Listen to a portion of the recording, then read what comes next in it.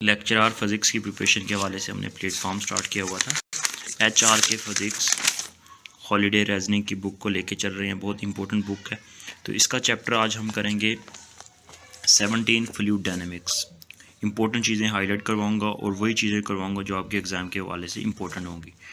तो चीज़ें आपके लिए इफेक्टिव तभी होंगी जब आप ख़ुद से रीड करेंगे। कोशिश करूँगा चीज़ों को साथ साथ क्लियर करने की, लेकिन ख़ुद से भी रीड कीजिएगा तो साथ रहेगा।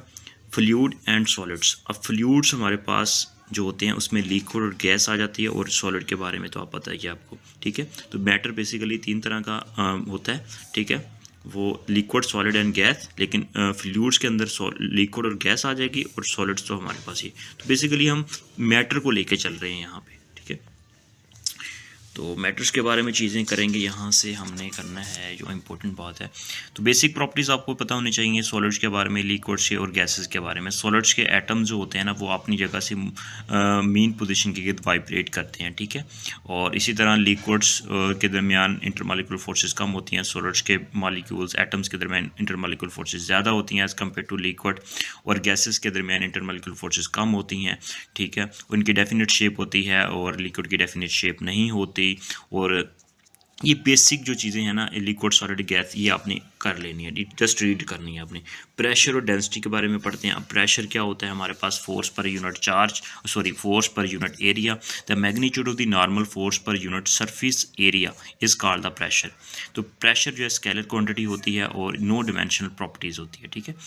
और इसकी तरह हम बात करते हैं फर्दर, अपनी चीज़ों को लेके चलते हैं। तो इसका फार्मूला होता है हमारे पास, force is equal to pressure multiply by area. इसको हम यहाँ से ऐसे भी लिख सकते हैं, ठीक है।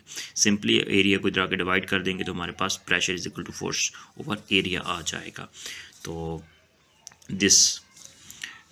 नेक्स्ट देखते हैं यहाँ पे इसके कुछ यूनिट्स को डिस्कस कर लेते हैं हम। तो इसका प्रेशर का यूनिट जो होता है, इसका न्यूटन पर मीटर स्क्वायर ऐसा यूनिट होता है, ठीक है। 1 pascal is equal to 1 newton per metre square के इक्वल होता है। और इसको हम डिफरेंट यूनिट में मेजर कर सकते हैं, ठीक है, पास्कल। और इसी तरह फर्दर हमारे पास ये कन्वर्जन है बेसिकली यूनिट्स की, इसको आप जस्ट देख सकते हैं, ये भी यूनिट्स यूज़ कर सकते हैं। तो यहाँ पे इंपॉर्टेंट बात यहाँ पे है कि 760 mmg 1 एटमॉस्फेयर के इक्वल होता है। और 1 टॉर जो होता है वो हमारे पास, 1 टॉर की वैल्यू आपको याद होनी चाहिए, ठीक है, 133.3 newton per metre square is equal to 1 torr. Density क्या होता है? बेसिकली डेंसिटी हमारे पास होता है मास ओवर वॉल्यूम के इक्वल होता है, ठीक है। Mass over volume is called the density. तो डिफरेंट यहाँ पे डेंसिटी वगैरह दी हुई है, प्रेशर की वैल्यू, यहाँ पे प्रेशर्स की वैल्यू दी हुई है, ठीक है। और डेंसिटी को हम इस तरह भी लिख सकते हैं, यहाँ पे हमारे पास डिफाइन करेंगे, हमारे पास density has no directional properties, it is scalar. Density scalar quantity होती है, फार्मूला दिया हुआ है। और इसके बाद density of the material is generally depend upon the, यहाँ पे डिपेंड करता है फैक्टर्स के ऊपर, उनमें प्रेशर, टेम्परेचर वगैरह ये सारे हमारे पास होते हैं, ठीक है। और डेंसिटी कांस्टेंट होती है हमारे पास, और डेंसिटी के लिए भी टेबल यहाँ पे दिया हुआ है। डिफरेंट ऑब्जेक्ट की डेंसिटी आप नोट डाउन कर सकते हैं। यहाँ से एग्जाम के अंदर क्वेश्चन कोई ना कोई किसी का पूछे। वाटर की आपको ज़्यादा पता होनी चाहिए, मरकरी का पता होना चाहिए आपको, आयरन की डेंसिटी, और कोर की डेंसिटी कितनी, सन के कोर की डेंसिटी वगैरह, ठीक है। और ये चीज़ें आपको जो फेमस हैं वो आप इसको इस टेबल में से याद कर लेंगे, ठीक है। और यहाँ पे आप देख सकते हैं कि हमारे पास बुल्क मॉडुलस किस चीज़ के लिए होता है? The ratio between the stress and strain is called the bulk modulus. Bulk modulus del p over change in volume divided by original volume, this is called the bulk modulus. And next हमने जो चीज़ें करनी है वो variation of the pressure in the fluid at rest, ठीक है। तो इसके अंदर आप करेंगे, ये फार्मूला आपने याद कर लेना, d p over d y. ये डी वाई जो बेसिकली हमारे पास क्या चीज़ है, ठीक है, ये हमारे पास क्या है? हाइट है यहाँ पे, ठीक है। और ये पी रो डेंसिटी है, जी हमारे पास ग्रेविटेशनल कांस्टेंट है। तो ये बेसिकली हमारे पास फार्मूला बन जाता है, ठीक है। ये फार्मूला हमें क्या बताता है? This equation tell us that how the pressure varies with the elevation. मतलब कि एवेल्यूएशन का मतलब कि जैसे जैसे हाइट बढ़ती है तो प्रेशर के अंदर किस तरह चेंज आता है, ठीक है।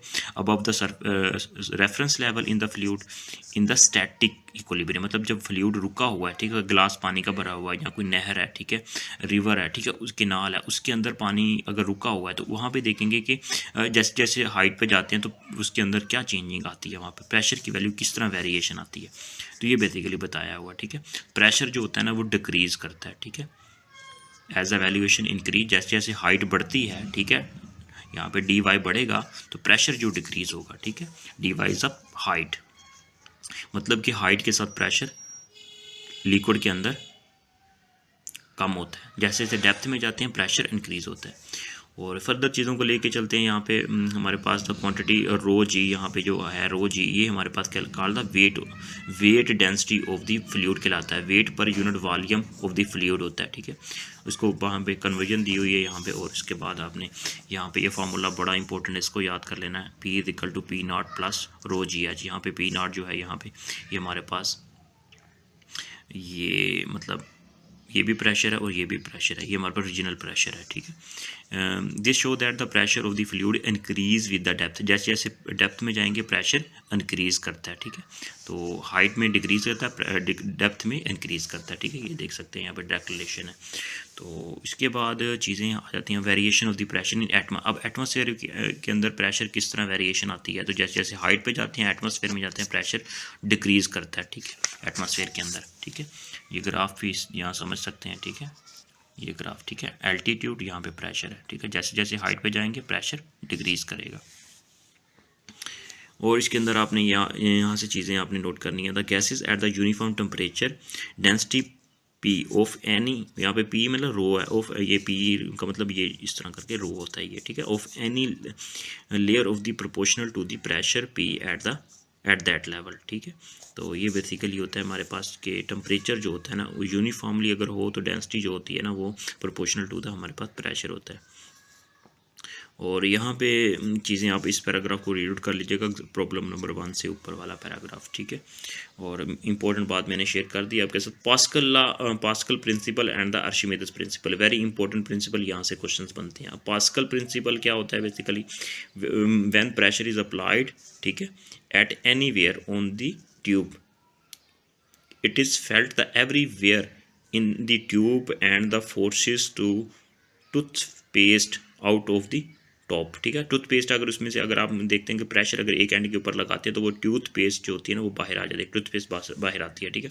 तो पास्कल ये बेसिकली यहाँ पे बता रहा है कि ये पास्कल तो और भी बहुत से हैं, लेकिन यहाँ पे ब्लेस पास्कल जो था ना ये 1652 में जो पास्कल था वो यूज़ की बात हो रही है, बाकी तो और भी साइंटिस्ट हैं पास्कल, लेकिन ये आपने याद रखना है कि इसका पूरा नाम क्या था और डेट वगैरह। और पास्कल का बेसिकली अब प्रॉपर इसको डिफाइन किस तरह करेंगे, pressure applied on the enclose fluid, ये transmitted under undiminished to every portion of the fluid and to the walls of the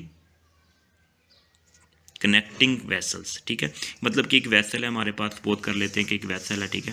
तो इसके अंदर अगर हम प्रेशर अप्लाई करेंगे ना, ये प्रेशर अप्लाई कर रहे हैं, ठीक है, अगर क्लोज कंटेनर है उसके अंदर लिक्विड है फ्लूइड है तो उसके ऊपर प्रेशर अप्लाई करेंगे तो हर मतलब क्या होगा कि उसके ऊपर प्रेशर लगेगा, ठीक है। ये बात कह रही है कि every portion of the fluid and to be walls of container, मतलब वो फ्लूइड के ऊपर लगेगा, फ्लूइड वो वॉल ऑफ कंटेनर के ऊपर प्रेशर लगाएंगे, तो ये बेसिकली इसका लॉ था।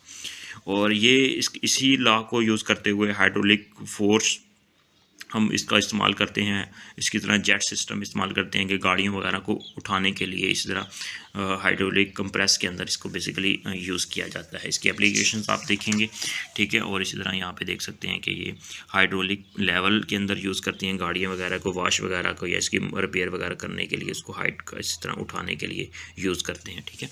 इस तरह आगे फर्दर आर्शिमिदस प्रिंसिपल की बात करें तो ये बेसिकली हमारे पास क्या कहलाता है कि ग्रेटर दैट द, यहाँ पे कहता है कि note that the upward forces on the bottom of the sack area, ठीक है, greater than the downward forces of the top because the pressure increase with the depth, ठीक है। इसी वजह से the net upward force resulting from the this pressure difference is called the buoyant force और the buoyant force कहलाती है, ठीक है। ये बेसिकली यही बात कर रहा है कि प्रेशर जो होता है वो डेप्थ के साथ इंक्रीज करता है इस वजह से। तो इसको डिफाइन कर लेते हैं आर्शिमिदस प्रिंसिपल को प्रॉपर, ए बॉडी होल और partially immerse in the fluid is buoyant up by a force equal to the magnitude of the weight of the fluid displayed by the body। Fluid के अंदर जब हम dip करते हैं partially या उसको पूरी बॉडी को उसके अंदर करेंगे तो उसके ऊपर एक फोर्स लगेगी उस बॉडी के ऊपर जिसको हम उस फ्लूइड के अंदर डिप कर रहे हैं, ठीक है, जो उसके वेट की इक्वल होती है। ये बेसिकली ये आर्शिमिदस प्रिंसिपल हमें बताता है, ठीक है। वन एटमॉस्फेरिक प्रेशर को किस तरह डिफरेंट यूनिट्स के अंदर इसको कन्वर्ट किया हुआ है, इसको आपने अच्छे से देख लेना है, ठीक है। ये वाली चीज़ें इंपॉर्टेंट है, ठीक है। और उसके बाद बैरोमीटर हमारे पास एक ऐसा इंस्ट्रूमेंट होता है जिससे हम प्रेशर को मेजर करते हैं, ठीक है। और ये चीज़ें आपने देख लेनी है। इसके बाद इसका यूनिट टॉर होता है, ठीक है, टॉर में मेजर करता है। और 1 टॉर होता है 133.3 पास्कल की होता है। पहले भी मैंने आपके साथ ये चीज़ें शेयर की हैं स्टार्ट में। और फर्दर अब सरफेस टेंशन क्या होती है, फोर्स पर यूनिट। यहाँ पे हमारे पास लेंथ हम कह सकते हैं कि ये इसका फार्मूला यहाँ पे देख सकते हैं कि force per unit. The surface tension यहाँ पे गामा की फॉर्म में इसको डिनोट करते हैं। Define as the force per unit length over which it act. यहाँ पे force per unit length is called the surface tension, ठीक है।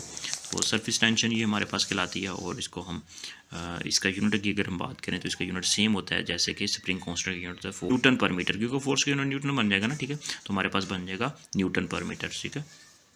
This is the unit of the surface tension and spring constant है the same unit. Next, तो यहाँ से आप देख सकते हैं इंपॉर्टेंट बात है, the liquid drop model of the nucleus has played an important role in our understanding of the atomic nuclei.